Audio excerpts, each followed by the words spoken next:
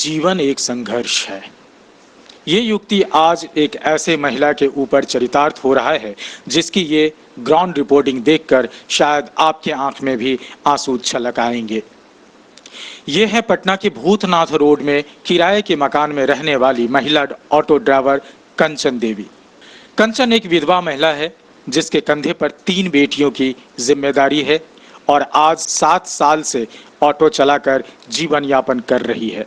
Corona महामारी के कारण राष्ट्रव्यापी लॉकडाउन ने तो इन बेचारी की कमर ही तोड़ डाली है।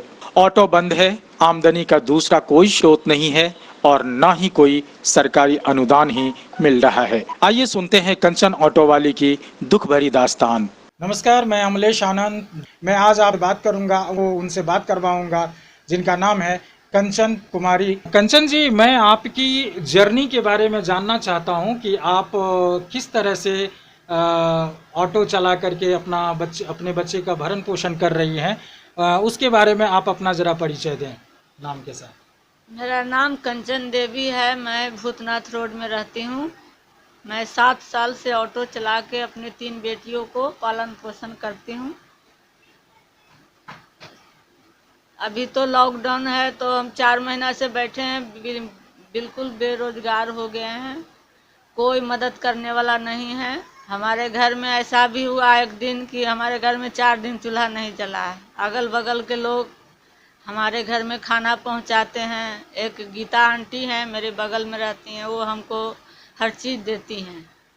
मतलब जो भी हमको चाहिए खाने पीने के चीज़ वही पहुंचाती हैं। उन्हीं के इससे हम अभी जिंदा है। सरकार की तरफ से कोई मदद नहीं है।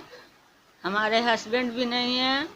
एक वही जरिया था ऑटो चलाना, वो भी बंद होल है। अभी तो बहुत दिक्कत है हम लोग।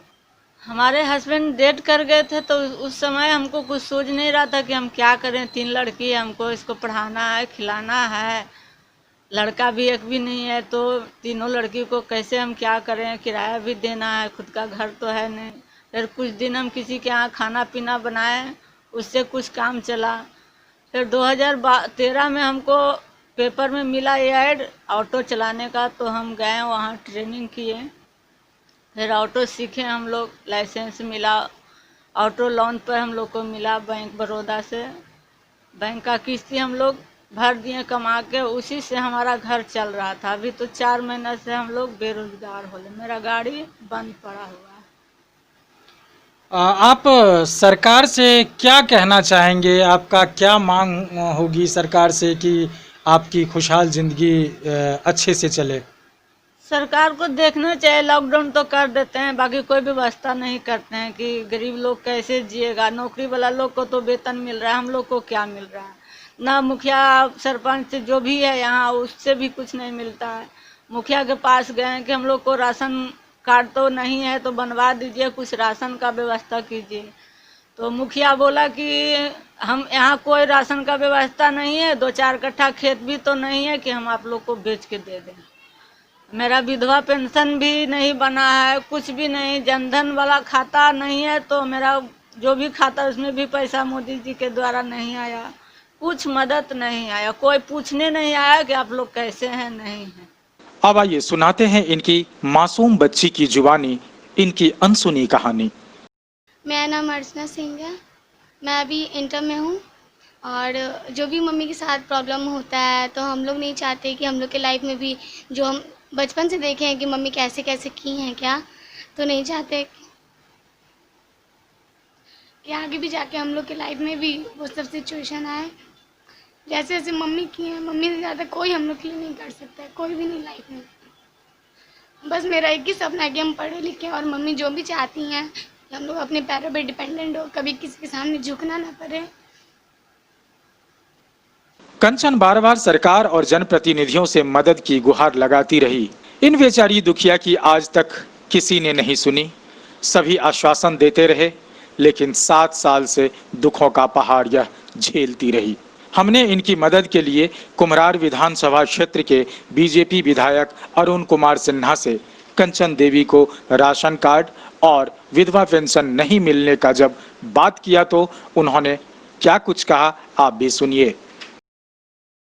देखिए, पहले तो उनका क्या नाम हो गया, कंचन देवी नाम है उनका, कंचन देवी नाम है, और वो ऑटो चलाती हैं, ऐसा आप कह रहे हैं। तो ये उनकी हिम्मत का बहुत दाद है, महिला हो के उन्होंने इसका मिजाज बनाया कि हम भीख नहीं मांगेंगे, हम एक स्वावलंबी बनेंगे और हम ऑटो चला कर भी, जो अमूमन पुरुष लोग चलाते हैं, तो वो ऑटो चला कर भी हम अपना और अपने परिवार का, पहले तो मैं उनके इस हिम्मत को दाद देता हूँ। और आप जब कह रहे हैं कि उनका राशन कार्ड भी नहीं और विधवा पेंशन जो उनको मिलना चाहिए वो भी नहीं मिल रहा है, तो वो प्रॉपर आवेदन देंगी और उसकी कॉपी मुझे भी देंगी, तो मैं जिलाधिकारी और SOR सबसे बात करके, और जो अगर वो सब कुछ ठीक ठाक रहा तो उनको जल्दी उसका मुआवजा और उनको पेंशन भी मिलेगा, उनको राशन कार्ड भी होगा, और कोई सहायता, दूसरी सहायता जो भी कानूनी ठीक होगा वो उनको हम लोग दिलवाएंगे।